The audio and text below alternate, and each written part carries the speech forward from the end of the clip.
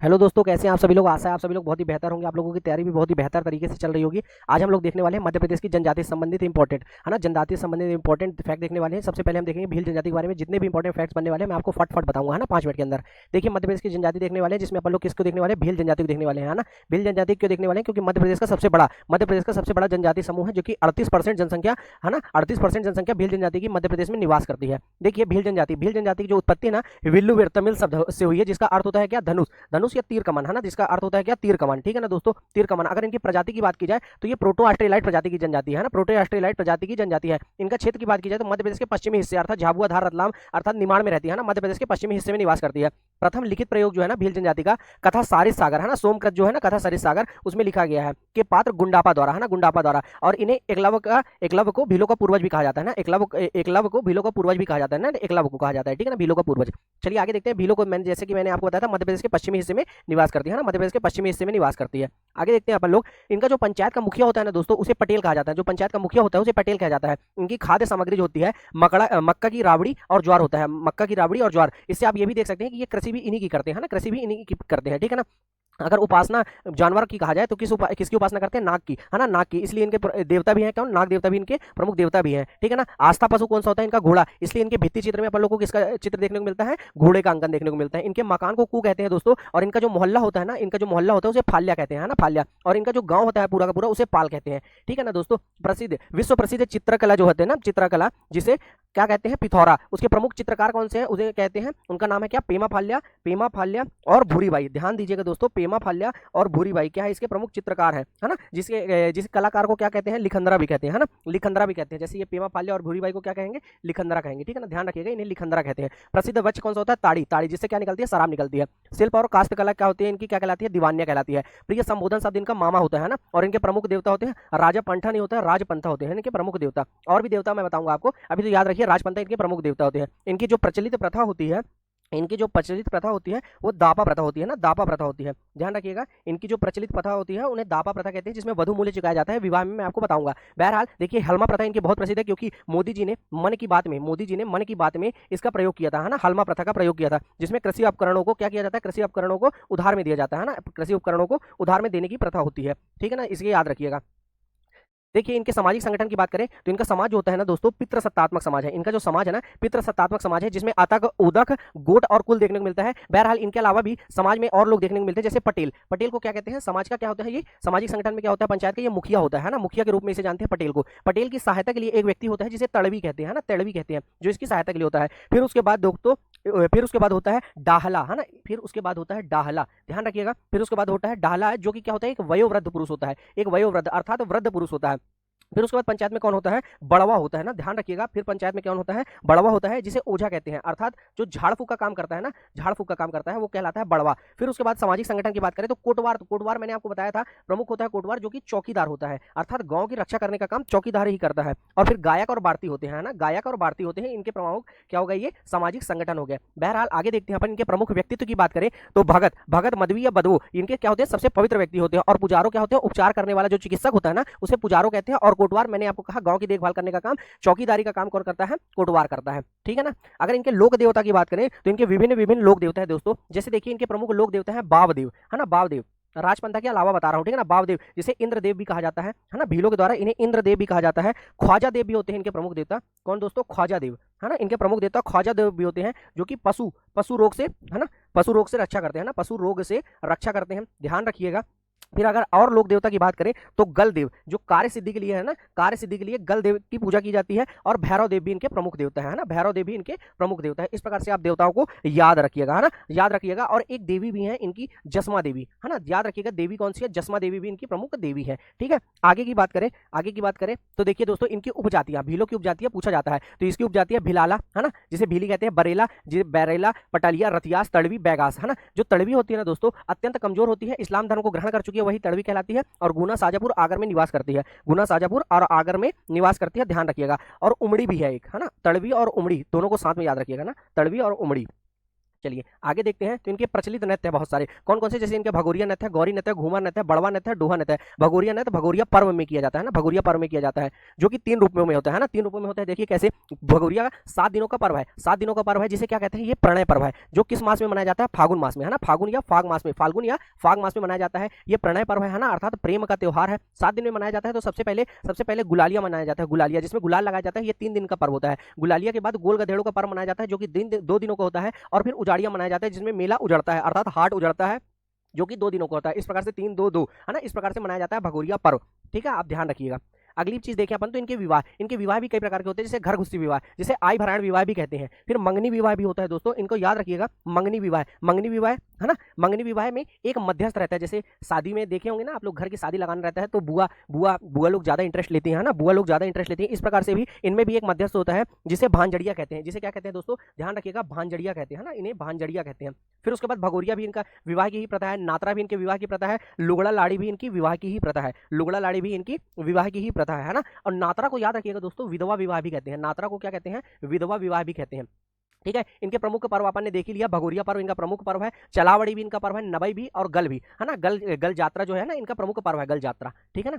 इनके प्रमुख व्यक्तित्व अपन ने देखा कि तांत्या भी इनके प्रमुख व्यक्तित्व है, भीमा नायक भी इनके प्रमुख व्यक्तित्व है, रघुनाथ मंडलोई भी है, और एकलव्य, है ना, एकलव्य इनके प्रमुख व्यक्तित्व की अगर बात करें और कौन से हो सकते हैं, तो पुंसा भील भी इनके प्रमुख व्यक्तित्व में आप ऐड कर लीजिएगा नाम, पुंसा भील भी इनके प्रमुख व्यक्तित्व है। और दिलीप सिंह भूरिया को आप बहुत ही अच्छे से जानते होंगे, क्योंकि पेशा जो एक्ट है, पेशा एक्ट में भी इनकी अहम भूमिका है, पेशा एक्ट और तेंदुपत्ता समिति, जो तेंदुपत्ता समिति बनी थी उसमें भी इनकी प्रमुख भूमिका है, किसकी, दिलीप सिंह भूरिया की। ठीक है ना। और कांतिलाल भूरिया को भी आप याद रखिएगा, ये प्रमुख व्यक्तित्व हो गए, ये प्रमुख व्यक्तित्व होता है कांतिलाल भूरिया, है ना, कांतिलाल भूरिया। ये पुंसा, जानते हैं आप पुंसा भील कौन थे, पुंसा भील वही है जो अकबर के साथ महाराणा प्रताप की लड़ाई हुई थी ना, अकबर के साथ महाराणा प्रताप की लड़ाई 1576 में, अर्थात हल्दीघाटी की युद्ध किसके साथ हुआ था, महाराणा प्रताप के साथ, है ना, महाराणा प्रताप। तो महाराणा प्रताप का साथ देने वाले कौन थे, पुंसा भील थे हमारे, है ना, पुंसा भील थे। तो इसलिए आप इसको ध्यान रखिएगा। अगर भील जनजाति के अन्य तथ्य की बात करें तो मध्य प्रदेश और भारत की सबसे बड़ी जनजाति है, बिल्कुल सही है ना। और संसार की सर्वाधिक रंग प्रिय जनजाति यही है, भीली स्त्रियां सर्वाधिक गहना प्रिय होती हैं दोस्तों, ध्यान रखिएगा। यह अपने आप को महाराणा प्रताप के वंशज मानती है, क्योंकि महाराणा प्रताप बताया आपको मैंने, हल्दीघाटी के युद्ध में अकबर के साथ युद्ध हुआ था। ठीक है ना। और यह हिंदू संस्कृति से भी प्रभावित हो रही है। इनमें संगोत्र विवाह क्या है, वर्जित है, पूर्णतः क्या है, वर्जित है। भीलों की खास पहचान क्या है, उनकी बांसुरी है। ठीक है ना दोस्तों। इस प्रकार से हमने भील जनजाति को देखा। नेक्स्ट क्लास में अपन लोग देखेंगे दूसरी जनजाति को। ठीक है ना, दूसरी जनजाति को। इतने अधिक समय तक आपका ध्यान से सुनने के लिए सहृदय धन्यवाद। हेलो दोस्तों, कैसे हैं आप सभी लोग। आशा है आप सभी लोग बहुत ही बेहतर होंगे, आप लोगों की तैयारी भी बहुत ही बेहतर तरीके से चल रही होगी। आज हम लोग देखने वाले हैं मध्य प्रदेश की सबसे इंपॉर्टेंट जनजाति, है ना, भील जनजाति को हमने देख चुका है। आप देखेंगे गोंड जनजाति के बारे में जितने भी फैक्ट्स मैं आपको फटाफट बताऊंगा, है ना, 10 मिनट में अपन लोग गोंड जनजाति के बारे में जितने भी इंपॉर्टेंट चीजें हैं सारी चीजें जान लेंगे। चलिए देखते हैं। देखिए गोंड जनजाति, है ना, गोंड जनजाति की अगर उत्पत्ति की बात करें तो तेलुगु भाषा के कोंड शब्द से हुई है ना, तेलुगु भाषा के किस शब्द से हुई है भैया, कोंड शब्द से हुई है, जिसका अर्थ होता है पहाड़। ये देख लीजिए, पहाड़ का चित्र बना हुआ है ना, इसके तेलुगु भाषा के कोंड शब्द से हुई है, जिसका अर्थ क्या होता है, पहाड़। अगर इसकी जनसंख्या की बात करें बेटा, अगर इसकी जनसंख्या की बात करें तो मध्य प्रदेश में इसकी जनसंख्या है 50.9 लाख, है ना, अर्थात 50.9 लाख है इसकी जनसंख्या मध्य प्रदेश में। अगर परसेंटेज वाइज बात करें तो 33.25% है ना, 33.25% है। ठीक है ना, परसेंट में। अगर इसकी बात की जाए परिवार या जाति की तो द्रविडियन कुल की है ना, किस कुल की है, द्रविडियन कुल की है। अगर क्षेत्र की बात करें तो ये पर्वत निवासी होते हैं। और अगर इनका जिला की बात करें, इनका कहां से कहां तक होते हैं, तो मैप के माध्यम से मैं आपको बताना चाहूंगा कि मध्य प्रदेश के दक्षिण पूर्वी जिलों में निवास करती है, जिसमें ये सिंगरौली से लेकर बैतूल तक निवास करती है ना, सिंगरौली से लेकर बैतूल, है ना, दक्षिण पूर्वी में निवास करती है। कहां से दोस्तों, आप लिख सकते हैं इसको, सिंगरौली से लेके, है ना, सिंगरौली से लेके ये बैतूल तक निवास करती है ना, सिंगरौली से लेके बैतूल तक, है ना। उसके बाद देखते हैं आगे, है ना। इनकी लोक चित्रकला की बात करें दोस्तों तो नोह डोरा, जो कि एमपीएससी के एग्जाम में आ चुका है, इनकी चित्रकला है नोह डोरा। और साथ ही साथ में है इनकी ढिंगना, है ना, ढिंगना कला भी इनकी चित्रकला ही है। ढिंगना, इसमें मिस लिखा हुआ है ना, टाइपिंग मिस्टेक हो जाती है, ये होता है ढिंगना, है ना, इनकी ढिंगना इनकी चित्रकला है। नोह डोरा आपको पता होगा, दीवारों पर स्त्रियों द्वारा बनाया जाता है। ढिंगना क्या होता है, जमीन में गेरुआ कालिक से बनाया जाता है ना, गेरुआ कालिक से बनाया जाता है ना, गेरुआ कालिक से बनाया जाता है। इनके अगर खाद्य पदार्थ की बात करें, है ना, तो कोदो का भात, कोदो है ना, कोदो नहीं होता, कोदो होता है ना, कोदो का भात और पेज इनका प्रमुख खाद्य पदार्थ है। और दोस्तों अगर मैं बात करूं इनके खाद्य पदार्थ में भी और क्या मैं ऐड करना चाहूंगा, तो मैं आपको बता दूं, इनका खाद्य पदार्थ में मुख्यतः सुबह के भोजन को ये लोग, सुबह के भोजन को बासी बोलते हैं। सुबह के भोजन को पेन ले लेते हैं अपन लोग। सुबह के भोजन को ये लोग बासी बोलते हैं, है ना। दोपहर के भोजन को ये बासी पेज, फिर बासी पेज और फिर बियारी। और रात के भोजन को क्या बोलते हैं, बियारी बोलते हैं ना, रात के भोजन को बियारी बोलते हैं। तो खाद्य पदार्थ के साथ आप लोग ध्यान रखिएगा, इनके जो भोजन है उनको क्या क्या बोलते हैं ना, सुबह के भोजन को बासी, दोपहर के भोजन को पेज और रात के भोजन को बियारी कहते हैं। इनकी उपासना की बात करें, जैसे भील जनजाति में था नाग, वैसे इनके भी उपासना जानवर कौन है, नाग। इनकी कृषि की बात करें तो वेबर या झूम कृषि। और वहीं भील जनजाति की कृषि की बात करें, झूम कृषि की, तो चिमाता कहते हैं ना, ना, चिमाता। तो ध्यान रखिएगा भील जनजाति की जो कृषि थी उसको क्या कहते हैं, चिमाता कहते हैं। इस प्रकार से आप याद रखिएगा। इनका प्रसिद्ध वृक्ष कौन सा है, साज वृक्ष भी है, पीपल और महुआ भी है ना, साज वृक्ष भी है और पीपल और महुआ भी है, ठीक है ना। आगे की बात करें प्रचलित प्रथा इनकी घोटुल प्रथा है ना, घोटुल प्रथा, खाउल पाटा और देवदंड है ना, देवदंड। घोटुल प्रथा क्या होती है, घोटुल प्रथा क्या होती है, लिव इन रिलेशनशिप है ना, लिव इन रिलेशनशिप जो कि मॉडर्न जमाने में कह रहे हैं ना। तो सोचिए जनजाति कितने पुराने टाइम से लिव इन रिलेशनशिप का ट्रेंड है, जो कि आज के लोग अभी बोले लगे कि अभी अभी का है, जबकि ऐसा कुछ नहीं है, ठीक है ना। खाउल पाटा भी इनकी प्रथा है ना, प्रचलित प्रथा। और देवदंड, देवदंड क्या होता है, जब किसी से गलती हो जाती है ना तो ये प्रथा मनाई जाती है ना, देवदंड की प्रथा। और इसमें क्या रहता है, जो पंडा रहता है वो उनको माफ करने का काम करता है, जो पंडा होता है उसको माफ करने का काम करता है। इनका प्रिय मेला कौन सा होता है भैया, मड़ई का मेला इनका प्रिय मेला होता है। अगर इनकी व्यवसाय के आधार पर उपजातियों की बात करें, व्यवसाय के आधार पर, तो देखिए अगरिया कौन होते हैं, जो लोहार का काम करते हैं। सोलह हाउस कौन होते हैं, जो बढ़ई का काम करते हैं। ओझा कौन होते हैं, जो तांत्रिक का है ना, तंत्र मंत्र का काम करते हैं, वो क्या कहलाते हैं, ओझा। और प्रधान क्या होते हैं, जो पुजारी वर्ग होते हैं ना, वो प्रधान कहलाते हैं दोस्तों। और कोयला भूतिस कौन से होते हैं, जो डांसर अर्थात नाचने गाने वाले जो होते हैं ना, नाचने गाने वाले, उन्हें क्या कहते हैं, कोयला भूतिस कहते हैं। ये मुकद्दम सामाजिक संगठन का यहाँ आ गया है ना। चलिए, और अगर निवास के आधार पर बोले उपजाति कौन कौन सी होती है, तो निवास के आधार पर दोस्तों राजगुण होती है, धुरगुण होती है, मुरिया होती है और मारिया होती है ना, मारिया है ना, मारिया। तो आप ध्यान रखिएगा, राजगुण वो होते हैं जो जिनको भूस्वामी होते हैं ना, जो भूस्वामी अर्थात जमीन के मालिक होते हैं, वो राजगुण कहलाते हैं। धुरगुण कौन होते हैं, जो साधारण रूप से गुण जनजाति में निवास करते हैं, वो क्या कहलाते हैं, धुरगुण कहलाते हैं। मारिया, मुरिया क्या कहलाते हैं, जो अत्यंत पिछड़ी जनजाति होती है ना, उन्हें मुरिया कहते हैं। और मारिया, मारिया ये भी क्या होते हैं, अत्यंत पिछड़े होते हैं। आगे देखिए और भी उपजातियां इनकी, धुरवा, अगरिया, मुड़िया और मारिया। अगरिया कौन होते हैं, ध्यान रखिएगा, जो लोहे का काम करते हैं ना, वो कहलाते हैं अगरिया, ठीक है ना, अगरिया। आगे बात करें इनके सामाजिक संगठन की, इनका सामाजिक संगठन आप ध्यान रखिएगा, इनके सामाजिक संगठन में सबसे पहले आता है मुकद्दम। इनके सामाजिक संगठन में सबसे पहले आता है मुकद्दम है ना, जो मुकद्दम, फिर मुकद्दम के बाद आता है कोटवार, मुकद्दम के बाद आता है कोटवार। पिछले बार अपन ने देखा था कोटवार कौन होता है, जो चौकीदारी करता है गांव की, है ना। फिर उसमें कौन होता है, गुनिया, गुनिया भी होता है सामाजिक संगठन में, ठीक है ना, गुनिया। गुनिया के बाद आता है अपना बरुआ है ना, बरुआ को भी आप ध्यान रखिएगा। और अंत में आता है पंडा, पंडा, ठीक है ना। अगर इनकी भाषा की बात करें दोस्तों, इनकी भाषा तो इनकी गोंडी भाषा है ना, सबसे प्रमुख कौन सी भाषा है, इनकी गोंडी भाषा है। साथ ही साथ आप ध्यान रखिएगा डरेली भी इनकी भाषा है, डरेली। और इनकी हलवी भी इनकी प्रमुख भाषा है, हलवी। और एक और भाषा है इनकी भतरी है ना, भतरी। इस प्रकार से इनकी प्रमुख भाषा है, ठीक है। इनके प्रचलित नृत्य की बात करें तो दोस्तों इनके प्रचलित नृत्य कर्मा, सैला, भड़ौनी, सुआ, गोचो, रीना, दीवानी, एबलतोर, बिरहा और कहरवा। कहरवा, कहरवा ताल पर किया जाता है ना, कहरवा, कहरवा ताल पर किया जाता है। कर्मा नृत्य करम देवता के सम्मान में मनाया जाता है, करम देवता के सम्मान में, ठीक है ना। सैला नृत्य शरद ऋतु में है ना, शरद ऋतु में, शरद ऋतु में मनाया जाने वाला त्योहार, शरद ऋतु में मनाया जाने वाला क्या है, नृत्य है ना, नाचने गाने वाला नृत्य शरद ऋतु में, ठीक है ना। शरद ऋतु की चांदनी में इसमें क्या करते हैं किसान, डंडा लेके हाथ में नाचते हैं ना, डंडा लेके हाथ में नाचते हैं। फिर उसके बाद बात कर लें अपन भड़ौनी नृत्य की, तो विवाह में मंडप के नीचे करते हैं इसको, विवाह में मंडप के नीचे करते हैं। और सुआ नृत्य की बात करें तो धान के खेत में है ना, धान के खेत में किया जाता है। तो इस प्रकार से इनके प्रचलित नृत्य है।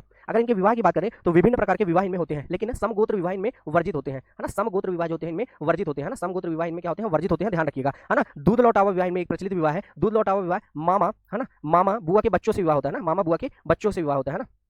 तो दूध लौटावा विवाह आप याद रखिएगा। फिर उसके बाद होता है पठौनी विवाह, भी आप ध्यान रखिएगा, इंपॉर्टेंट है क्योंकि इसमें लड़की की बारात जाती है ना, लड़की की बारात जाती है ना कि लड़के की। तो किसकी बारात जाती है, लड़की की बारात, इसको इसलिए ध्यान रखिएगा। फिर उसके बाद लमसेना विवाह की बात करें है ना, लमसेना विवाह की बात करें, लड़का जो रहता है लड़की के यहाँ, लड़की के यहाँ ससुर की, अपनी ससुर की सेवा करता है, इसलिए इसको सेवा विवाह भी करते हैं। और जो सेवा करते हैं, सेवा करता है उसे लामा नाई कहते हैं ना, लामा नाई कहते हैं। जो सेवा करता है उसे क्या कहते हैं, लामा नाई कहते हैं, ध्यान रखिएगा। फिर उसके बाद एक विवाह और भी होता है जो लिखा नहीं है स्लाइड में, विधवा विवाह है ना, विधवा विवाह, जिसमें देवर से विवाह किया जाता है, जिसमें देवर से विवाह कर लेती है ना स्त्री, देवर से विवाह कर लेती है। फिर उसके बाद एक और विवाह होता है इसमें बलात विवाह है ना, बलपूर्वक विवाह जो किया जाता है उसे बलात विवाह कहते हैं। और अन्य विवाह में चढ़ विवाह और क्रय विवाह को भी आप ध्यान रखिएगा। एक और विवाह होता है दोस्तों इनमें भगेली विवाह है ना, भगेली विवाह को भी ध्यान रखिएगा, जिसमें भाग कर शादी करते हैं, जिसे प्रेम विवाह भी कहते हैं ना, प्रेम विवाह, या प्राचीन काल में जिसे गंधर्व विवाह भी कहा जाता था, है ना, प्राचीन काल में जिसे गंधर्व विवाह भी कहा जाता था, ठीक है ना।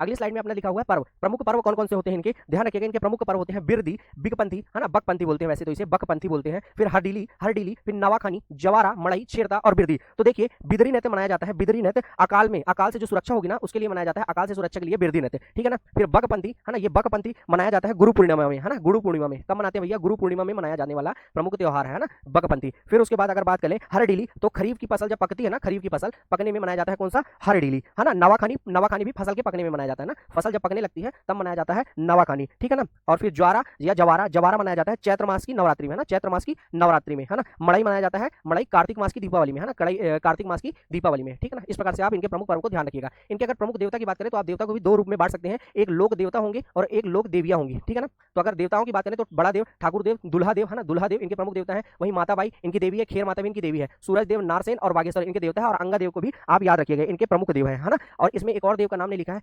घमसन देव है ना, घमसेन देव, घमसेन देव का नाम नहीं लिखा है, जो बुद्धि बल के प्रदाता होते हैं। कौन होते हैं भैया, बुद्धि बल के प्रदाता होते हैं घमसन देव। और ठाकुर देवता के बारे में आप तो जानते ही होंगे, ये जो ग्राम की रक्षा करते हैं ना वही कहलाते हैं ठाकुर देवता, ठीक है ना। खैर माता का नाम नहीं लिखा है, जो कि अभी भी प्राचीन, अभी भी वर्तमान में भी खैर माई माता आप लोग देखे होंगे, मंदिर बनी रहती है खैर माई माता की, ठीक है ना। और बंजारिन माता की आप तो जानते ही हैं, बंजारिन माता है ना, जो कि वन की देवी होती है इनकी, कौन सी, बंजारिन माता। अगले अगर व्यक्तित्व की बात करें तो इनमें काफी सारे व्यक्तित्व हैं। संग्राम शाह आप तो जानते ही होंगे, जिन्होंने 52 गढ़ जीते थे, है ना, प्रमुख गोण शासक हैं ये भी। दलपत शाह को भी आप जानते हैं, ये भी प्रमुख गोण शासक है। रानी दुर्गावती जिनका युद्ध अकबर के साथ हुआ था, ये इनके प्रमुख क्या है, प्रमुख व्यक्तित्व है ना, इनके क्या है, प्रमुख व्यक्तित्व है।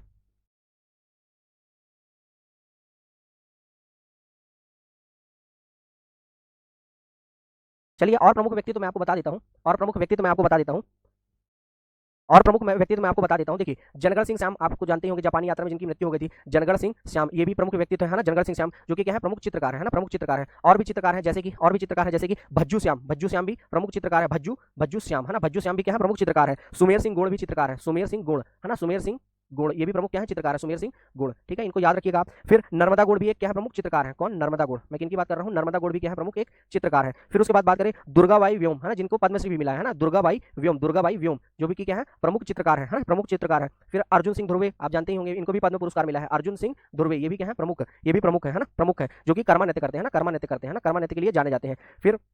फिर उसके बाद आप जानते होंगे धरलू सिंह गोंड, आगे लिख लीजिए, क्योंकि इन्होंने गोंडी भाषा का प्रसार किया था ना, गोंडी भाषा का प्रचार किया था किनने, धरलू सिंह गोंड है ना, धरलू सिंह गोंड, ये धरलू सिंह उइके, धरलू सिंह उइके ने है ना, धरलू सिंह उइके, ध्यान रखिएगा इनको। उसके बाद पारी कुपार लिंगो को जानते होंगे, जो कि गोंडी भाषा का प्रसार किया था, क्या, पारी कुपार लिंगो है ना, पारी कुपार लिंगो है ना। इस प्रकार से आप ध्यान रखिएगा, ये प्रमुख व्यक्तित्व है। अगर बात कर लीजिए थोड़ा सा गोंड रियासत की, अगर थोड़ा सा गोंड रियासत की, तो ध्यान रखिएगा यादव राव मडावी गोंड वंश के संस्थापक थे है ना। इनकी राजधानी क्या थी, गढ़मंडला, इनकी राजधानी क्या थी, गढ़मंडला। दोस्तों याद रखिएगा 4 गोंड क्षेत्र थे, 4 गोंड क्षेत्र थे, एक गढ़मंडला था जिनको आप बहुत अच्छे से जानते हैं, गढ़मंडला, और वहीं दूसरा देवगुण था है ना, देवगुण था है ना, देवगुण था, वहीं चांदा था जो महाराष्ट्र में मिलता है, चांदा, और एक और था कौन सा, खेरला। इस प्रकार से क्या था, गोंडों का साम्राज्य था है ना। संग्राम साहब आपने जाने दिए हैं, 52 जिन्होंने जीता था, रानी दुर्गावती मैंने आपको बता दिया। एक प्रमुख व्यक्तित्व भी है हरदय शाह जिन्होंने बघेलीन महल का निर्माण करवाया था। और साथ में आप एक नाम और याद रखिएगा, निजाम शाह, ये भी गुण है, निजाम शाह, इन्हें मुसलमान मत समझिएगा, निजाम शाह ये भी गुण शासक है। इन्होंने मंडला में ही राज राजेश्वरी मंदिर का निर्माण करवाया था ना, राज राजेश्वरी मंदिर का भी निर्माण करवाया था। अगर बात कर ले 1857 की क्रांति में, 1857 की क्रांति में, तो ये दोनों का नाम उल्लेख करना बहुत इंपॉर्टेंट है, रघुनाथ शाह और शंकर शाह है ना, रघुनाथ शाह और शंकर शाह है ना, जिन्होंने क्लार्क ने इन्हें क्या कर दिया था, तोप के मुंह में बांधकर उड़ा दिया था ना क्लार्क ने। और इसी के स्मारक बना हुआ है कहाँ, जबलपुर रेलवे स्टेशन के जस्ट बाहर, जिसका उद्घाटन अमित शाह जी ने किया था, 1857 की क्रांति आपने देख ली। फिर उसके बाद 1842 का आपको पता ही होगा, बुंदेला विद्रोह हुआ था, बुंदेला विद्रोह में भी गोंड शासक प्रमुख थे है ना, गोंड शासक प्रमुख थे। उसके बाद हीरा सिंह मरकाम को आप तो जानते ही होंगे, हीरा सिंह मरकाम एक प्रमुख व्यक्तित्व है, जिन्होंने गोंडवाना गणतंत्र पार्टी बनाई, गोंडवाना गणतंत्र पार्टी बनाई है ना, गोंडवाना गणतंत्र पार्टी बनाई। इस प्रकार से आप जानेंगे। और छिंदवाड़ा के तो प्रमुख आप जानते ही हैं, गोंड, जिनके नाम पे आदिवासी संग्रहालय बना है, अर्थात मैं बात कर रहा हूँ बादल भोई है ना, बादल भोई, ये भी क्या है, प्रमुख गुण है, ये भी प्रमुख गुण है। उसके बाद बात करूँ इमरत भोई, ये भी गुण है, इमरत भोई ये भी प्रमुख गुण है। और उसके बाद मैं आपको बात करूँ टपरू भोई है ना, टपरू भोई।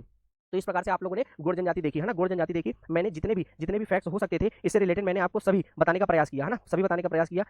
मिलते हैं अपन नेक्स्ट क्लास में है ना। जय हिंद, जय भारत। हेलो दोस्तों, कैसे हैं आप सभी लोग। आशा है आप सभी लोग बहुत ही बेहतर होंगे, आप लोगों की तैयारी भी बहुत ही बेहतर तरीके से चल रही होगी। जैसा कि हमने मध्य प्रदेश की जनजाति में भील जनजाति और गोंड जनजाति से संबंधित जितने भी फैक्ट्स हैं सारे के सारे डिस्कस कर लिए हैं। आज हम लोग मध्य प्रदेश की बहुत ही इंपॉर्टेंट विशेष पिछड़ी जनजाति के बारे में डिस्कस करने वाले हैं, जिसका नाम है भारिया जनजाति है ना। भारिया जनजाति के बारे में जो भी इंपॉर्टेंट फैक्ट्स है मैं आपको इस क्लास में बताने वाला हूँ। देखिए भारिया का जो अर्थ होता है ना, ज्ञान का अभाव, और वहीं भारिया का अर्थ होता है भार ढोने वाले है ना। भारिया का शाब्दिक अर्थ क्या होता है, भार ढोने वाले। अगर इनके परिवार की बात करें दोस्तों, तो इनका कहीं कहीं किन्हीं बुक में मिलता है, कोलेरियन परिवार के हैं ये, और कहीं कहीं द्रविडियन। मेरे हिसाब से आप द्रविडियन ही लगाइएगा अगर आपको पेपर में आ जाए, क्योंकि हिंदी ग्रंथ अकेडमी का डाटा कहता है कि ये किस कुल की है, द्रविडियन कुल की है। अगर इनकी क्षेत्र की बात करें तो मध्य प्रदेश के दक्षिणी अर्थात सतपुड़ा क्षेत्र में, नर्मदा घाटी में और बघेलखंड में इनका मुख्यतः निवास स्थान है। अगर मुख्यतः निवास की बात करें तो छिंदवाड़ा में ये मुख्यतः निवास करती हैं, छिंदवाड़ा के तामिया में, ठीक है ना दोस्तों। तामिया में एक जगह है जिसका नाम है, तामिया विकास खंड में एक जगह है जिसका नाम है पातालकोट। पातालकोट में इनका निवास स्थान है दोस्तों। और पातालकोट में ऊपर से देखने पर है ना, खाई रूप इनकी आकृति है, तो वो आकृति जो दिखती है ना, घोड़े की नाल की आकृति के रूप में दिखते हैं ना, घोड़े की नाल की आकृति के रूप में। इनका मुख्यतः निवास छिंदवाड़ा है, लेकिन इनका अल्पतम निवास दोस्तों जबलपुर में है ना। पूरे जबलपुर संभाग में आपको देखने को मिलेगी। इनका जो उपनाम है ना पातालकोट के भारिया को जंगली की भी संज्ञा दी जाती है। कब, 1981 की जनगणना के आधार पर, ध्यान रखिएगा। और इनकी बोली की बात करें दोस्तों तो भरनोटी, इनकी जो बोली है ना भरनोटी है। मध्य प्रदेश की खाद्य संग्राहक जनजाति है, ये खाद्यों का संग्रह करती है। अगर बात करें इनके पूर्वज की, तो इनके पूर्वज में राणा कर्णदेव का नाम मुख्यतः रूप से आप याद रखिएगा। इनके निवास स्थान को क्या कहते हैं, ढाना कहते हैं। जिस प्रकार से सहरिया जनजाति के निवास स्थान को सहराना कहते हैं, सहरिया जनजाति के निवास स्थान को सहराना कहते हैं, कोल जनजाति के निवास स्थान को कोल्हिन टोला कहते हैं। उस प्रकार से भारिया जनजाति के निवास स्थान को क्या कहते हैं दोस्तों, ढाना। अगर इनके नृत्य की बात करें तो बड़म, सैत्यम, सैला, कर्मा और बिरहा इनके क्या है, प्रमुख नृत्य हैं। अगर युवा ग्रह की बात करें, इनके युवा ग्रह इनका क्या कहलाता है दोस्तों, रंग और बंग है ना, रंग बंग इनका पूर्वाग्रह कहलाता है, युवा ग्रह कहलाता है। अगर उपजातियों की बात करें तो भूमिया और भुइहर इनकी क्या है, प्रमुख उपजातियां हैं है ना। इसको आप विशेष रूप से ध्यान रखिएगा, क्योंकि उपजातियों में पूछ लेता है ना, भूमिया और भुइहर। आगे की बात करें अगर, तो इनके प्रमुख देवता है जो आपके सामने लिखे हुए दोस्तों, इनके प्रमुख देवता है बूढ़ा देव है ना, बूढ़ा देव के बाद दूल्हा देव है, बरुआ देव है और नाग देव है। इसके अलावा ये लोग मेघनाथ की भी पूजा करते हैं ना, मेघनाथ की पूजा करते हैं, जिसमें मेघनाथ खंभ गाड़ते हैं ये लोग है ना, मेघनाथ की भी पूजा करते हैं। भीमसेन देव की भी पूजा करते हैं ना, भीमसेन की भी पूजा करते हैं ये लोग है ना, भारिया जनजाति के लोग भीमसेन की भी पूजा करते हैं। वहीं इनमें अगर देवियों की बात करें तो विशेष रूप से कुछ देवियों की भी ये पूजा करते हैं ना। उनमें देवियों के मुख्य रूप से नाम है जगतार माई है ना, जगतार माई है ना, जग को तारण करने वाली माई कौन होती है, हमारी जगतार माई। फिर भवानी माई है ना, भवानी माई की भी ये पूजा करते हैं विशेष रूप से। और खेड़पति माई की भी पूजा करते हैं ये लोग, ध्यान रखिएगा, ये बहुत इंपॉर्टेंट है ना। फिर बंजारिन माई है ना, बंजारिन माई के बारे में आप जानते हैं, जो वनों की रक्षा करती है ना, वनों की रक्षा करती है ना। और ग्राम की अगर बात करें तो बूढ़ा देव ग्राम की रक्षा करते हैं, ठीक है ना, ग्राम की रक्षा बूढ़ा देव करते हैं। दूल्हा देव किसकी रक्षा करते हैं भैया, घर की जो रक्षा करते हैं ना दूल्हा देव करते हैं। और मेघनाथ ध्यान रखिएगा दोस्तों, जो मेघनाथ की पूजा होती है ना होली दहन के जस्ट बाद होती है ना, होलिका जो दहन होती है ना उसके जस्ट बाद होती है, तो इसको विशेष रूप से ध्यान रखिएगा। और भीमसेन की विवाह में वरदान के रूप में माना जाता है भीमसेन को, है ना, अगर भीमसेन से आप वरदान नहीं प्राप्त हुआ आपको तो कोई मतलब नहीं हुआ शादी का, तो भीमसेन क्या होता है, विवाह का वरदान होते हैं, ठीक है, इस प्रकार से आप याद रखिएगा। अगर बात करें इनके प्रमुख पर्व तो इनके बहुत सारे पर्व है, जैसे होली, दीपावली, है ना, बिदरी और ये नवाखानी है, ठीक है ना दोस्तों, क्या है, नवाखानी, इनके इस प्रकार से महत्वपूर्ण पर्व है। और बिदरी भी है ना, बिदरी भी इनका प्रमुख पर्व है। पोला भी है ना, पोला जिसमें बैलों की पूजा होती है ना, बैलों की पूजा होती है, ठीक है ना, ध्यान रखिएगा, है ना। और जवारा, है ना, जवारा आप जानते ही हैं, मैंने पिछले बार भी आपको बताया था, जवारा अर्थात चैत्र माह में, अर्थात चैत्र की जो नवरात्रि आती है ना उसमें जो जवारा बोए जाते हैं ना, तो वो इनका क्या है, प्रमुख फंक्शन है ना, प्रमुख फंक्शन है, तो इस प्रकार से आप ध्यान रखिएगा। और मैं आपको एक्स्ट्रा फैक्ट बताना चाहता हूँ, ये भारिया जनजाति में एक प्रथा होती है जिसे क्या कहते हैं दोस्तों, चूड़ी प्रथा, है ना, भारिया जनजाति की एक प्रथा होती है जिसे क्या कहते हैं दोस्तों, चूड़ी प्रथा कहते हैं, ठीक है ना, चूड़ी प्रथा को, तो चूड़ी प्रथा को आप विशेष रूप से ध्यान रखिएगा। कौन सी प्रथा है भैया, चूड़ी प्रथा, ठीक है। अगर मैं बात करूं इनके सामाजिक संगठन की दोस्तों, तो इनका सामाजिक संगठन, है ना, सामाजिक संगठन इस प्रकार से विस्तृत है। देखो पहली बात तो ये है कि ये पितृसत्तात्मक है, किस समाज में है, कि पितृसत्तात्मक समाज के हैं। फिर उसके बाद बात करें भारिया समाज में गोत्र चिन्ह पर आधारित होते हैं, कैसे, किस चिन्ह पर आधारित होते हैं, जो गोत्र होता है ना उसी चिन्ह पे आधारित होते हैं ये। इनमें समाज में कौन कौन होते हैं, देखिए एक तो पटेल होगा, है ना, पटेल होगा जो कि ग्राम का मुखिया होगा, और इसका पद जो होगा कैसा होगा, वंशानुगत होगा, पद कैसा होगा दोस्तों, इसका वंशानुगत होगा। अगर बात करें पटेल के अलावा कौन होगा, तो भूमिका होगा, है ना, जिनका कार्य क्या होगा, जो पूजन होगी ना, पूजन का कार्य कौन करेंगे, भूमिका करेंगे। अगर पड़ियार की बात करें, इनमें कौन होता है, पड़ियार भी होता है, तो पड़ियार का काम क्या होगा, ये वयोवृद्ध व्यक्ति होगा, है ना, जो वृद्ध व्यक्ति होगा ना गांव का, वही होगा कौन, पड़ियार। फिर आगे की बात करें अगर अपन, तो कोटवार होगा, है ना, कोटवार भी होगा, है ना, कोटवार, जिसके कारण क्या होगा, शासन प्रशासन का संचालन होगा, है ना, शासन द्वारा नियुक्त होगा, जो कि है ना, शासन द्वारा नियुक्त होगा तो शासन प्रशासन का संचालन करेगा, है ना। और ये इसको कहते हैं क्या, चौकीदारी भी करता है ये, है ना, अर्थात गांव की रक्षा करने का काम कौन करता है, यही कोटवार ही करता है। और उसके बाद आप ध्यान रखेंगे, पंचायत का निर्णय ही क्या होता है, सर्वमान्य होता है ना, पंचायत का निर्णय। और स्त्री पुरुष क्या होते हैं, समान भागीदारी होती है दोनों की, है ना, समान भागीदारी होती है। अगर मैं आपसे विवाह की बात कर लूं, इनकी विवाह की बात कर लूं, तो विवाह भी इनमें विभिन्न प्रकार के होते हैं, लेकिन इनमें समगोत्र जो विवाह है ना दोस्तों, ध्यान रखिएगा, समगोत्र जो विवाह है ना, समगोत्र विवाह ये वर्जित है ना, समगोत्र विवाह वर्जित है। फिर भी आप देखिए इनमें कौन कौन से विवाह होते हैं, तो मंगनी विवाह होता है इनमें, है ना, मंगनी विवाह होता है। फिर इनमें लमसेना विवाह भी होता है, ठीक है ना भैया, लमसेना विवाह भी होता है। फिर राजाबाजी विवाह भी होता है ना, राजाबाजी, है ना, राजाबाजी विवाह भी होता है, तो इसको ध्यान रखिएगा। राजाबाजी को राजीबाजी भी कहते हैं ना, राजीबाजी भी कहते हैं। फिर विधवा विवाह भी होता है इनमें, विधवा विवाह भी होता है जिसमें देवर से शादी करा दी जाती है ना। मामा फुफेर भाई बहनों के विवाह को शुभ विवाह मानते हैं, किससे, मामा फुफेरे भाई के जो विवाह होते हैं ना, भाई बहनों के विवाह, मामा फुफेरे के भाई बहनों के विवाह, उसे क्या मानते हैं ये लोग, शुभ मानते हैं ना, शुभ का प्रतीक चिन्ह मानते हैं, ठीक है ना। तो इस प्रकार से आपने देखा। अब इनकी आर्थिक स्थिति की मैं आपसे अगर बात करना चाहूं, इनकी आर्थिक स्थिति क्या है, तो आर्थिक स्थिति यही है कि ये कृषि पर डिपेंडेंट होंगे, किस पे होंगे, कृषि पशुपालन पे डिपेंडेंट होंगे, है ना। और साथ ही साथ लघु वनोपज पे, है ना, वनों से जो उपज होगी लघु वनोपज, और जड़ी बूटी में क्या होंगे, ये संग्रहण पे ज्यादा जोड़ देंगे, ठीक है ना, ध्यान रखिएगा। और अस्थायी जो कृषि करते हैं ना, है ना, जिसे अस्थायी जो कृषि करते हैं उसे क्या कहते हैं, दहिया कहते हैं, है ना, दहिया कहते हैं, जिसे झूम कृषि भी कहते हैं ना, झूम कृषि, बैगा जनजाति में जो झूम कृषि होती है इसमें ये बहरिया क्या कहते हैं, उसे दहिया कहते हैं, ठीक है ना, ध्यान रखिएगा। और अगर एक और इंपॉर्टेंट बात मैं आपको बताना चाहूं, तो ये जनजाति कैसी है भैया, शिकार प्रिय जनजाति है। किस प्रकार की जनजाति है भैया, शिकार प्रिय जनजाति है। तो इस प्रकार से हमने देखा कि इसको भारिया जनजाति को। मिलते हैं नेक्स्ट क्लास में दोस्तों, इसी प्रकार क्लास में बने रहिए, धन्यवाद।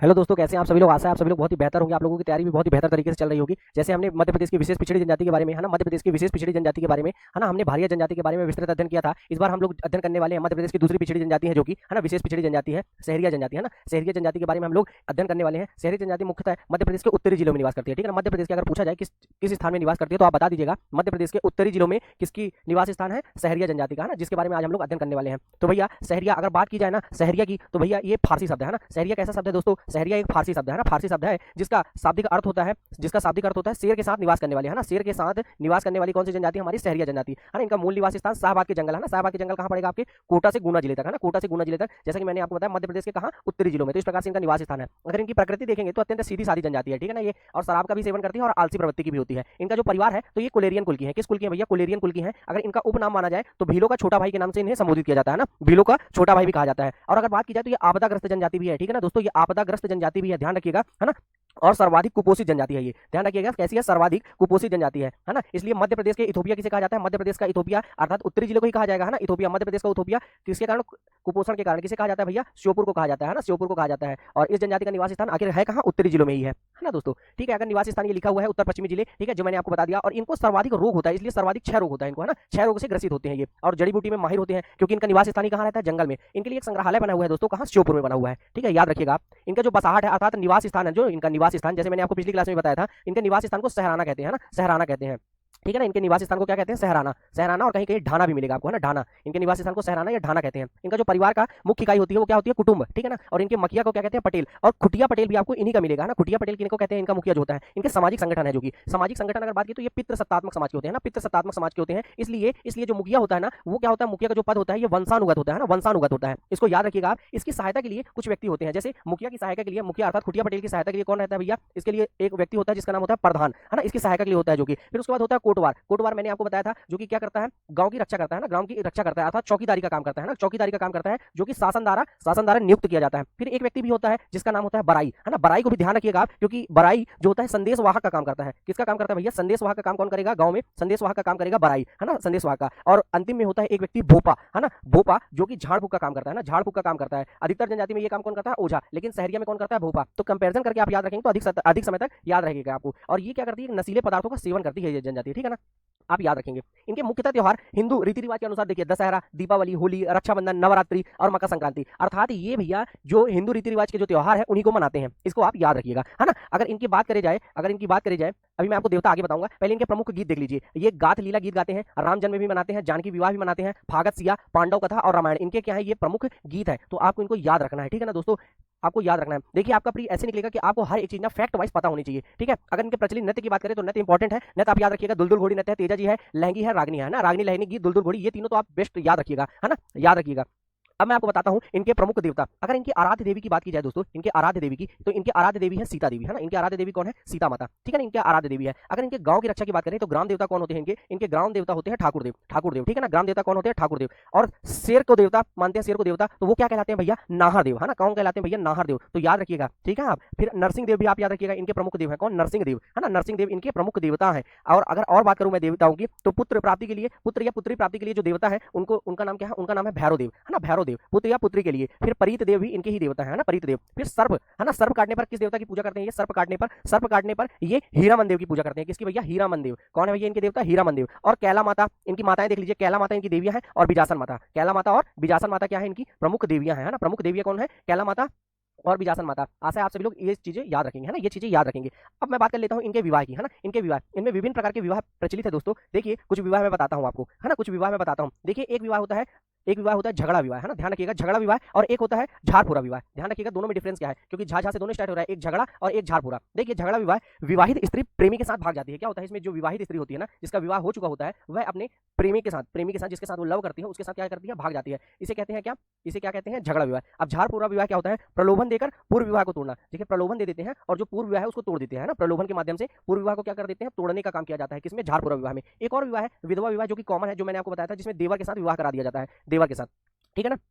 फिर उसके बाद अगर बात करें विवाह के लिए एक स्पेशल चीज होती है, कोटा जिले के जो सीतामढ़ी स्थान है ना, उसमें वर पूजा, है ना, अमावस पर वार्षिक समारोह में युवक युवती अपने जीवन साथी का चुनाव करते हैं। कहाँ, ये जो स्थान है ये याद रखिएगा, युवक युवती चुनाव कहाँ करते हैं, सीतामढ़ी स्थान में, ठीक है ना, कोटा जिले में, जो कि याद रखिएगा। वैसे मध्य प्रदेश का हिस्सा तो नहीं है, लेकिन फिर भी आप याद रखिएगा, ठीक है ना दोस्तों। अगर इनके नाट्य की बात करें, है ना, नाट्य गान कौन सा करते हैं, जैसे मैंने आपको बहुत सारे गीत बताया, इसमें जो तेजा जी का है ना, तेजा जी की परंपरा पर आधारित, इसको याद रखिएगा, तेजा जी बहुत ज्यादा फेमस है क्योंकि, ठीक है ना, तेजा जी। अगर इनका प्रमुख कार्य की बात करी जाए तो इनका जीवन यापन कैसे चलता है, तो जंगली जड़ी बूटी जो होती है ना, उसका एकत्रण करते हैं। किसका, जंगली जड़ी बूटी का ना, ये एकत्रण करने का काम करते हैं। जंगली जड़ी बूटी का एकत्रण करने का मुख्य काम कौन करती है, सहरिया जनजाति, है ना। और शहद का भी एकत्रण करती है ये जनजाति। किसका, शहद का एकत्रण, है ना। आशा है आप सभी को ये क्लास पसंद आ रही होगी। हम लोगों ने भील जनजाति ऑलरेडी कवर कर चुका है, गोंड जनजाति भी कवर कर लिया, भारिया जनजाति भी कवर कर लिया, और आज हमने सहरिया जनजाति भी कवर कर लिया। मिलते हैं नेक्स्ट क्लास में। जय हिंद, जय भारत। हेलो दोस्तों, कैसे हैं आप सभी लोग। आशा है आप सभी लोग बहुत ही बेहतर होंगे, आप लोगों की तैयारी भी बहुत ही बेहतर तरीके से चल रही होगी। हम लोग देख रहे थे मध्य प्रदेश की विशेष पिछड़ी जनजाति, मध्य प्रदेश की विशेष पिछड़ी जनजाति के बारे में हम लोग अध्ययन कर रहे थे। तो मध्य प्रदेश की विशेष पिछड़ी जनजाति में तीसरी जनजाति है जो कि बहुत इंपॉर्टेंट है, बैगा जनजाति, है ना। बैगा जनजाति के बारे में जितने भी फैक्ट्स मैं आपको बताने का प्रयास करूंगा इस क्लास में। मुख्यतः बैगा जनजाति मध्य प्रदेश के पूर्वी जिलों में निवास करती है ना, मध्य प्रदेश के पूर्वी जिलों में निवास करती है। अगर बात करें दोस्तों, अगर बात करें तो बैगा जनजाति के बारे में एक कथन कहा जाता है, क्या मारेगा शेर इनके सामने दहाड़, बैगा की ललकार से ही बांध जाती है इनकी दाढ़। क्या हो जाती है इनकी, बन जाती है क्या, इनकी दाढ़, ठीक है ना दोस्तों। अगर बैगा जनजाति की अगर प्रारंभ में बोला जाए तो ये भूमिका, है ना, भूमिका जनजाति की एक उपशाखा थी। किसकी, भूमिका जनजाति की एक उपशाखा थी, है ना, भूमिका जनजाति की एक उपशाखा माना जाता था। और भूमिका जो इनकी उपशाखा है, रसेल और हीरालाल ने, है ना, रसेल एक प्रमुख इतिहासकार, एक प्रमुख वैज्ञानिक है, रसेल और रसेल और हीरालाल ने क्या कहा, इन्हें भूमिका उपशाखा में रखा है, ठीक है ना। अगर इनकी उत्पत्ति की बात करा जाए तो उत्पत्ति के संबंध में कहा जाता है, उत्पत्ति के संबंध में कि बैगाओं की जो उत्पत्ति हुई है ना भैया, उत्पत्ति जो हुई है नागा बैगा और नागा बैगा किससे हुई है भैया, नागा बैगा, इनकी उत्पत्ति नागा बैगा से हुई है। और नागा बैगिन से, ठीक है ना, नागा बैगा और नागा बैगिन से, ठीक है ना, नागा बैगा और नागा बैगिन से क्या कहा जाता है, इनकी उत्पत्ति हुई है, जिसको याद रखिएगा, उत्पत्ति के संबंध में कहा जाता है, ठीक है ना। अगर इनका अधिवास या निवास स्थान माना जाए तो मंडला, डिंडौरी, बालाघाट, शहडोल, सीधी, सिंगरौली अर्थात मध्य प्रदेश के पूर्वी जिले। लेकिन अगर बैगाचक की बात करें, है ना, बैगाचक की 300 किलोमीटर का एरिया का जो क्षेत्र है ना, उसको कहते हैं बैगाचक, जहां बैगा जनजाति बहुत ज्यादा संख्या में निवास करते हैं, उसे क्या कहते हैं, बैगाचक। तो कहां है वो, डिंडौरी में मिलता है बैगाचक आपको, ठीक है ना। अगर संसार की सबसे प्रिय गुदना प्रिय जनजाति है ना, वो कौन सी हमारी, बैगा जनजाति। और जो गुदना कलाकार होते हैं ना दोस्तों, उन्हें गोधरीन कहा जाता है, जो गुदना कलाकार होते हैं ना, उन्हें गोधरीन कहा जाता है। तो आप इसे ध्यान रखिएगा। भारियों को, है ना, पुरोहित का समान माना जाता है, इनमें जो भारियों का है ना, पुरोहित के समान महत्व कहा जाता है इनके। सरकार द्वारा विशेष पिछड़ी जनजाति घोषित है, जो कि मैंने आपको बता दिया, है ना, जो कि मैंने आपको बता दिया, ठीक है दोस्तों। अब देखिए, इनका जो गांव होता है ना, इनके गांव के नाम को क्या कहा जाता है, पूर्वा कहा जाता है। इनमें जो भोजन की प्रथा होती है ना, जो भोजन ये लोग करते हैं, तो इनमें भोजन दोस्तों किस प्रकार से होता है, जो सुबह का भोजन होता है ना, उसे ये लोग कहते हैं ये बासी है, ठीक है ना। दोपहर के भोजन को पेज और शाम के भोजन को ये लोग बियारी कहते हैं। इनमें प्रसिद्ध साल वृक्ष होता है ना, प्रसिद्ध कौन सा वृक्ष होता है, साल वृक्ष। साल वृक्ष की इनको पवित्र माना जाता है, जिसमें किसका निवास स्थान होता है, बूढ़ा देव का निवास स्थान माना जाता है। कौन से देव का, बूढ़ा देव का। इनमें एक प्रमुख समारोह होता है, एक प्रमुख समारोह होता है, कौन सा समारोह होता है, सुअरबाजी, है ना, सुअरबाजी समारोह होता है, जो कि क्या होता है, 12 वर्षों में एक बार मनाया जाता है ना, कितने वर्षों में, 12 वर्षों में एक बार, जिसमें सुअर की बलि दी जाती है। किसकी भैया, सुअर की बलि दी जाती है। इनमें एक विवाह प्रथा, इनमें विवाह प्रथा भी होती है, लेकिन संगोत्री जो विवाह होते हैं ना, संगोत्री वह विवाह क्या होते हैं, वर्जित होते हैं। इनमें विधवा विवाह और संयुक्त विवाह भी होता है। मैं आपको अभी और विवाह बताऊंगा आगे, ठीक है ना। इनमें जो विकसित वर्ग हो चुका है ना, जो उन्हें क्या कहते हैं, बिजवार कहते हैं ना, बिजवार कहते हैं। इनका मूल निवास स्थान कुराली और बर्डी राजा है ना, कुराली और बर्डी राजा। अब देखिए, इनमें विवाह मैंने जैसे आपको बताया, तो इनमें कई प्रकार के विवाह होता है। देखिए, मंगनी विवाह होता है, लमसीना विवाह होता है, चढ़ विवाह होता है और चोर विवाह होता है। उसके बाद पेठुल विवाह, उधारिया विवाह और उठवा विवाह। इस प्रकार से इनमें विभिन्न प्रकार का विवाह होता है। देखिए, चढ़ विवाह जो होता है ना, चढ़ विवाह उसे मंगनी विवाह ही कहते हैं। देखिए, चढ़ को मंगनी विवाह भी कहते हैं, चढ़ विवाह को क्या कहते हैं, मंगनी विवाह कहते हैं। इसमें लड़के वाले लड़की के यहाँ क्या करते हैं, शराब लेकर जाते हैं। क्या लेकर जाते हैं भैया, शराब लेकर जाते हैं। लड़के वाले लड़की वाले के यहाँ क्या करते हैं, शराब लेकर जाते हैं। फिर उठवा विवाह के बारे में अगर मैं बात कर लूं, उठवा विवाह भी जनजातियों में बहुत ही फेमस विवाह है। इसमें लड़की वाले बारात लेकर लड़के वाले के घर जाते हैं। लड़की वाले क्या करते हैं, लड़की वाले जाते हैं बारात लेकर, है ना। ये मैंने आपको किसी और जनजाति में बताया है, हाँ बिल्कुल बताया है, गोंड जनजाति के बारे में भी ऐसा कुछ बताया था, है ना। चोर विवाह पंचायत के द्वारा जो विवाह कराया जाता है ना, उसे कहते हैं किसके द्वारा, पंचायत के द्वारा, है ना, पंचायत के द्वारा, ठीक है ना। उधारिया विवाह, ये जो उधारिया है ना, उधारिया विवाह बहुत ही ज्यादा फेमस है, क्योंकि इसमें भाग कर शादी किए हैं। कैसे करते हैं, भाग कर शादी करते हैं और रिश्तेदार के यहाँ रुक जाते हैं। अब भाग के जाएंगे तो भैया कहाँ रुकेंगे, रिश्तेदार के यहाँ ही तो रुकेंगे। तो इसमें कैसे होते हैं, भाग कर विवाह कर लेते हैं, है ना, भाग कर विवाह कर लेते हैं, ठीक है ना, जिसे गंधर्व विवाह भी आप कह सकते हैं। फिर एक प्रसिद्ध विवाह इसमें लमसेना विवाह, पेन चेंज कर ले अपन, है ना। इसमें कौन सा विवाह होता है भैया, लमसेना विवाह, है ना, लमसेना विवाह, जिसमें जो लड़का लड़का क्या करता है, लड़का क्या करता है, सेवा विवाह, सेवा करता है ससुर की, है ना, उसे क्या कहते हैं, लामा नाई कहते हैं। उसे क्या कहते हैं भैया, लामा नाई कहते हैं, है ना। जनजातियों में आपको यही सारे शब्द याद रखने होंगे, यही सारे शब्द याद रखने होंगे, ठीक है ना दोस्तों।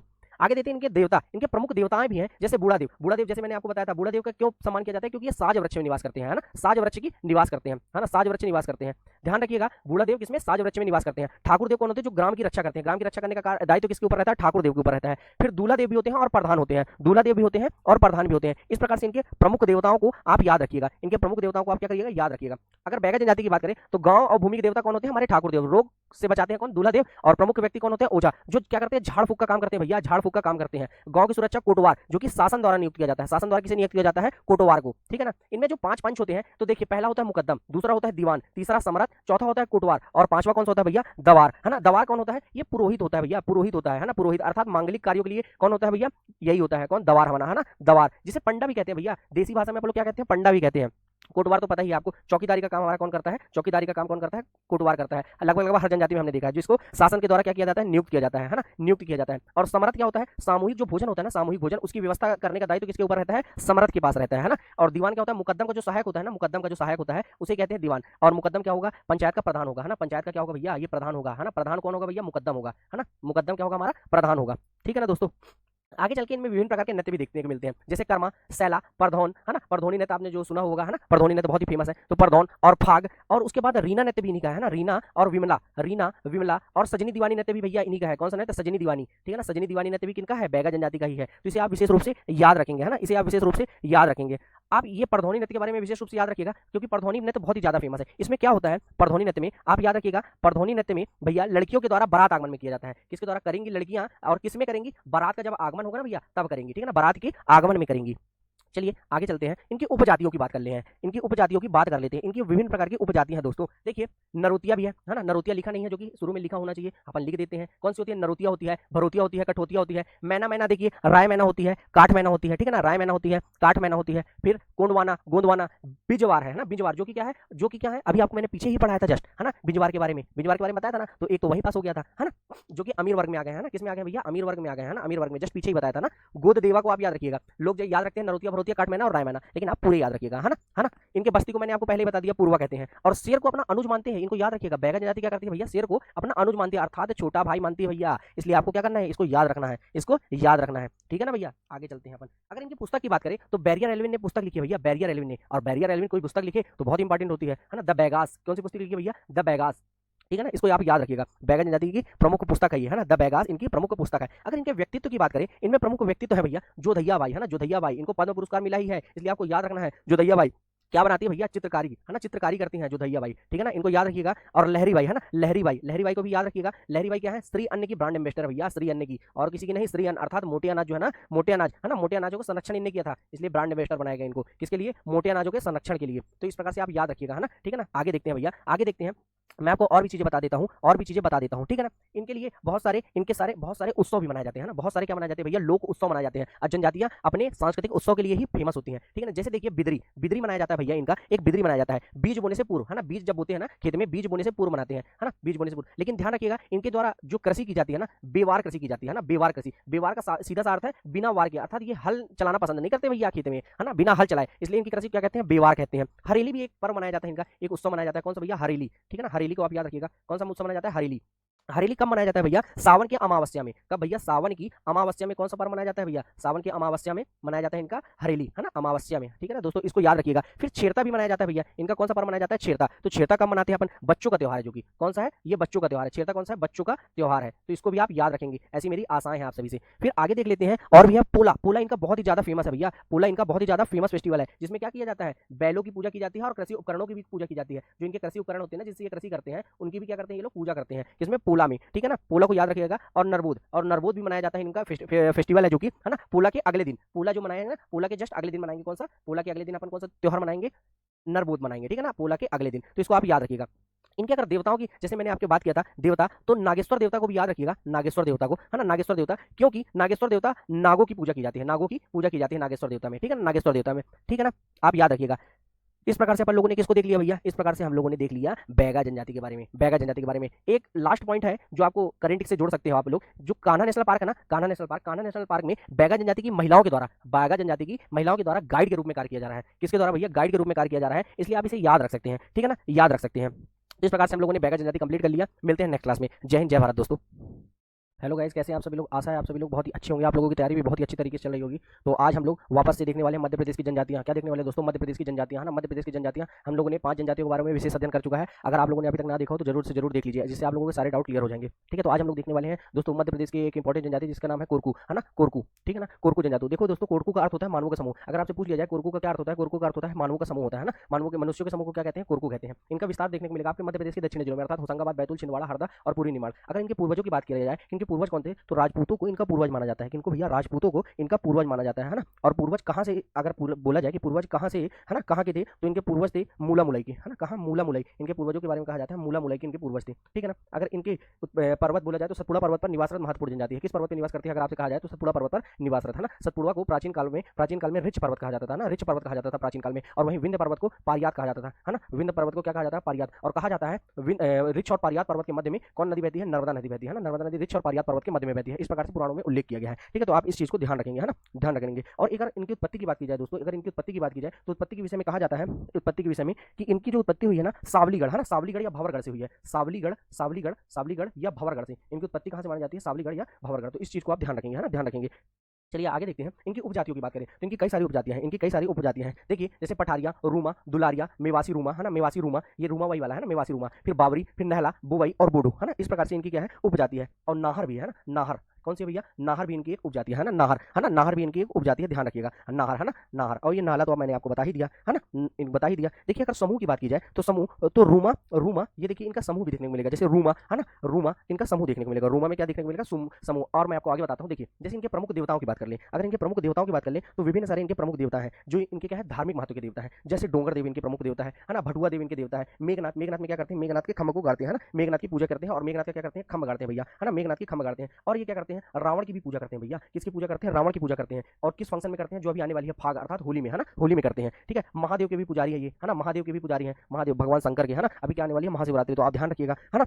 और महावीर देव की भी ये पूजा करते हैं। महावीर देव को इसलिए सम्मान से देखा जाता है इनके में, क्योंकि भवन निर्माण में ये सहायता करते हैं। क्या कहते हैं ये? कि भवन निर्माण जो होता है, भवन निर्माण संबंधी कार्य में क्या करते हैं? सहायता करते हैं, इसलिए महावीर की भी पूजा करते हैं। और कृषि के लिए ये कृषि के लिए किस देवता की पूजा करते हैं? खेड़ा देव, है ना। तो खेड़ा देव की पूजा करते हैं किस लिए दोस्तों? कि कृषि के देवता है ये, कृषि संबंधी कार्यों के लिए। और अगर रोगों से रक्षा करनी हो तो ये भैया खनेरा देव को पूजते हैं। किसको पूजते हैं भैया? खनेरा देव को पूजते हैं। ठीक है ना।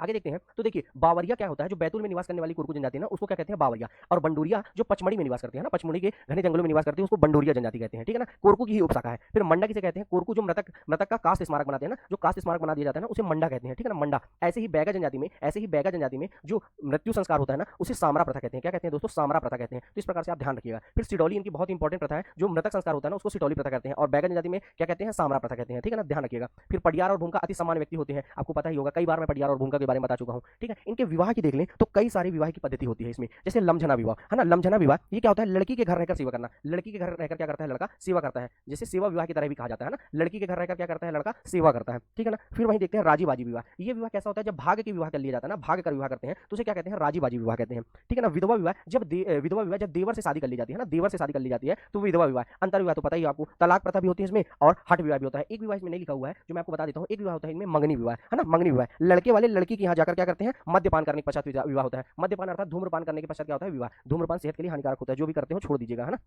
बहरहाल अब देखते हैं इनके प्रमुख नृत्य। इनमें बहुत सारे नृत्य किए जाते हैं। देखो भैया, एक तो खम्ब सॉन्ग किया जाता है इनमें, फिर गदली भी किया जाता है, ततैया भी किया जाता है, चटकोरा जो नृत्य है ना, बहुत इंपॉर्टेंट है ना। चटकोरा इनका बहुत ही इंपॉर्टेंट नृत्य है, तो ध्यान रखिएगा। क्योंकि चटकोरा में जैसे थापटी नृत्य होता है, और चटकोरा क्या होता है? वाद्य यंत्र होता है ना। वाद्य यंत्र कौन सा होता है? चटकोरा, है ना। ध्यान रखिएगा। इनमें डंडा नृत्य भी होता है, अलग से इसको याद रखिएगा, जो कि श्रावण मास में किया जाता है। श्रावण मास में किया जाता है। ठीक है ना। और फिर गदामी नृत्य भी होता है, गदामी नृत्य भी होता है इनका, तो इसको ध्यान रखिएगा आप, है ना। ध्यान रखिएगा, ये इंपॉर्टेंट नृत्य है ना। एक दशहरा में भी किया जाता है, दशहरा नृत्य, जो कि पडियार के द्वारा किया जाता है। किसके द्वारा? दशहरा में पडियार के द्वारा किया जाता है ना। पडियार और भूमका मैंने जैसे पहले ही आपको जस्ट बताया है ना, तो पडियार के द्वारा किया जाता है ना। और इनमें ये थापटी नृत्य मैंने बता दिया, थपटी नहीं है, थापटी है। ठीक है ना, ध्यान रखिएगा, थापटी नृत्य है ना भैया, थापटी नृत्य है, तो थापटी नृत्य किया जाता है। ठीक है, इस प्रकार से आप ध्यान रखेंगे। आगे चलते हैं भैया, तो इनमें मैं आपको बताना चाहूंगा इनके प्रमुख व्यक्तित्व कौन कौन से हैं, है ना। कोरकू जनजाति के कुछ व्यक्तित्व भी तो है ना। जैसे कि इनमें एक व्यक्ति है कौन? गंजन सिंह कोरकू, है ना। गंजन सिंह कोरकू, आपने इनका नाम जरूर से जरूर सुना होगा। गंजन सिंह कोरकू का नाम आपने जरूर से जरूर सुना होगा, क्योंकि इनका संबंध है भैया जंगल सत्याग्रह से। किससे संबंध है भैया? जंगल सत्याग्रह से संबंधित है। और जंगल सत्याग्रह कब हुआ था? 1931 में, अर्थात 1931 में। कहाँ हुआ था? बैतूल के घोड़ा डोंगरी में, है ना भैया, बैतूल के घोड़ा डोंगरी में हुआ था। अगर मैं आपको एक एक्स्ट्रा इन्फॉर्मेशन की बात कर लूं, तो कोरकू का रेडियो स्टेशन भी बनाया गया है ना। रेडियो स्टेशन भी बनाया गया है, कोरकू रेडियो स्टेशन, जो कि कहाँ है भैया? खंडवा में है ना। कोरकू रेडियो स्टेशन कहाँ है भैया? खंडवा में है। तो इसको आप निश्चित रूप से याद रखेंगे, ऐसी मेरी आशा है। देखो भैया, इनमें अगर सामाजिक संगठन की बात कर ले, तो इनमें सामाजिक संगठन में कई लोग रहते हैं। जैसे हर बार मैंने आपको बताया, तो इस बार भी बता देता हूँ। जैसे पडियार, है ना। पडियार कौन होता है भैया? जो पूज्य कार्य को करता है ना, जो पूज्य कार्य को करता है, जैसे पूजा पाठ वाले कार्यों को, है ना, उसको अति विशिष्ट कहा जाता है ना। अति विशिष्ट कहा जाता है ना, अति विशिष्ट होते हैं जो कि, है ना, उसे क्या कहा जाता है? पडियार कहा जाता है ना, पडियार। ठीक है। फिर भूमका, है ना। भूमका भी एक व्यक्ति होता है ना। भूमका भी एक व्यक्ति होता है जो शादी विवाह का कार्य करवाता है ना। मांगलिक कार्य को करवाने का कार्य कौन करता है? मांगलिक कार्य को करवाने का कार्य करता है भूमका, है ना। मांगलिक कार्य को निर्वहन करने का कार्य करता है भूमका। ठीक है ना, भूमका को भी याद रखिएगा। फिर इनके पंचायत में भी 5 लोग होगा, पंचायत में 5 लोग होते हैं भैया। जैसे सबसे पहले आता है इनका पटेल, है ना, जो कि क्या होता है? मुखिया होता है ना। गणमान्य होता है, अनुभवी व्यक्ति होता है। ठीक है ना, अनुभवी व्यक्ति होता है, एक्सपीरियंस बेस्ड व्यक्ति होता है ना, एक्सपीरियंस बेस्ड पर्सन होता है। फिर होता है माजन, माजन भी एक व्यक्ति होता है। पटेल के बाद नंबर आता है भैया माजन का। तो माजन कौन है? पटेल के निर्णय जो होते हैं ना, उसको स्पष्ट करने का कार्य, अर्थात स्पष्टीकरण कार्य करने का काम कौन करता है? माजन करता है। फिर तीसरा व्यक्ति आता है हमारा, तीसरा व्यक्ति होता है चौधरी, है ना। चौधरी का क्या कार्य होता है? चौधरी भैया आता है, तो चौधरी शादी विवाह के समय जो बुलावा होता है ना, बुलौवा देने का काम, है ना। शादी विवाह के समय बुलावा या बुलौवा कहते हैं हमारे यहाँ, बुलौवा देने का काम कौन करता है? चौधरी करता है। फिर एक व्यक्ति और होता है जिसे कहते हैं बेटिया, है ना। तो बेटिया क्या कार्य करता है? प्रसाद जो बांटते हैं ना, प्रसाद जो बांटते हैं, है ना, प्रसाद बांटने का काम बेटिया करता है। और अंतिम व्यक्ति जो पांचवा व्यक्ति होता है ना, पांचवा व्यक्ति होता है मुकरी, है ना। मुकरी त्योहारों में इसका विशेष महत्व देखने को मिलता है ना। त्योहारों में विशेष महत्व देखने को मिलता है किसका? मुकरी का। ठीक है ना। तो इस प्रकार से आप इसके सामाजिक संगठन को याद रखिएगा, जिसमें पटेल, महाजन, चौधरी, बेटिया और मुकरी आते हैं। ठीक है, निश्चित रूप से आपको सारी चीजें क्लियर होंगी। ठीक है ना। इनमें एक झूम कृषि होती है भैया, झूम कृषि होती है ना। जैसे भीलों में झूम कृषि मैंने आपको क्या बताया था, चिमाता, वैसे ही इनमें भी झूम कृषि होती है, जिसे कहते हैं बदलावा प्रथा, है ना। बदलावा प्रथा क्या कहते हैं भैया? बदलावा प्रथा, है ना। इनमें कोरकू में 2 रूप देखने को मिलेंगे आपको। एक होता है भैया राज कोरकू, है ना। कौन सा? एक राज कोरकू। ये भैया एक्स्ट्रा इन्फॉर्मेशन है आपको ना, एक्स्ट्रा फैक्ट की अगर एमसीक्यूज में आ जाए तो आप गलत ना करें, है ना। क्योंकि क्लास कंप्लीट होने के बाद जो ये मैं श्रृंखला लाया हूं आपके सामने जनजाति की, तुरंत मैं एक वीडियो में बहुत सारे एमसीक्यूज लाने वाला हूं आपके लिए। ठीक है ना, सारे एमसीक्यूज तैयार होने हैं। राज कोरकू क्या कहते हैं भैया? जो भूमि के मालिक होते हैं ना, उन्हें राज कोरकू कहते हैं। और एक होते हैं पठारिया, है ना। एक पठारिया कोरकू होते हैं, जो गरीब जन होते हैं ना भैया, जो नगर के गरीब जन होते हैं ना, उन्हें कहते हैं पठारिया। तो राज कोरकू और पठारिया में आपको अंतर संबंध समझ में आ गया होगा। ठीक है, तो मिलते हैं नेक्स्ट क्लास में भैया। नेक्स्ट क्लास में कुल जनजाति के बारे में विशेष अध्ययन करेंगे। ठीक है, धन्यवाद। हेलो दोस्तों, कैसे हैं आप सभी लोग। आशा है आप सभी लोग बहुत ही बेहतर होंगे। आप लोगों की तैयारी भी बहुत ही बेहतर तरीके से चल रही होगी, है ना। आज हम लोग देखने वाले हैं मध्य प्रदेश की एक इंपॉर्टेंट जनजाति कोल जनजाति, है ना। कोल जनजाति के बारे में देखने वाले हैं ना। कोल जनजाति ऐसी जनजाति भैया जिसका उल्लेख तो भैया सबसे प्रसिद्ध ग्रंथ है ना, सबसे प्रसिद्ध ग्रंथ है ना, सबसे प्राचीन ग्रंथ है ना, जिसमें अर्थात ऋग्वेद में भी जिसका उल्लेख मिलता है। ऐसी जनजाति के बारे में हम बात करने वाले हैं जिसका नाम है कोल जनजाति, है ना। ये मध्य प्रदेश के पूर्वी हिस्से में मिलती है ना। रीवा में इनकी उत्पत्ति मानी जाती है भैया, रीवा में इनकी उत्पत्ति मानी जाती है ना। रीवा रियासत के स्वामी भी कहे जाते हैं भैया, ये इनकी बात कर रहा हूँ मैं, अर्थात कोल जनजाति के बारे में बात कर रहा हूँ। देखते हैं इनके बारे में विभिन्न फैक्ट। देखिए कोल की उत्पत्ति जो हुई है ना, कोला शब्द से हुई है ना, जो कि संस्कृत शब्द है। कोला क्या है भैया, एक संस्कृत शब्द है जिससे इनकी उत्पत्ति मानी जाती है ना। तो आपसे अगर पूछा कोई कि कोलों की उत्पत्ति किस शब्द से मानी जाती है, तो कोला शब्द से मानी जाती है, ठीक है ना भैया, ध्यान रखिएगा, कोला शब्द से इनकी उत्पत्ति मानी जाती है। आगे देखें तो इनका उल्लेख तो भैया मैंने आपको बता ही दिया, पुराण महाभारत वैदिक साहित्य अर्थात ऋग्वेद में भी इनका क्या मिलता है, उल्लेख देखने को मिलते हैं, ठीक है ना। इनके उल्लेख देखने को मिलता है। ये क्या है, सबसे प्राचीन जनजाति, जो कि क्या है, सबसे प्राचीन जनजाति है और तीसरी बड़ी जनजाति है ना। मध्य प्रदेश की कौन सी भैया, तीसरी बड़ी जनजाति समूह है ना, तीसरी, है ना।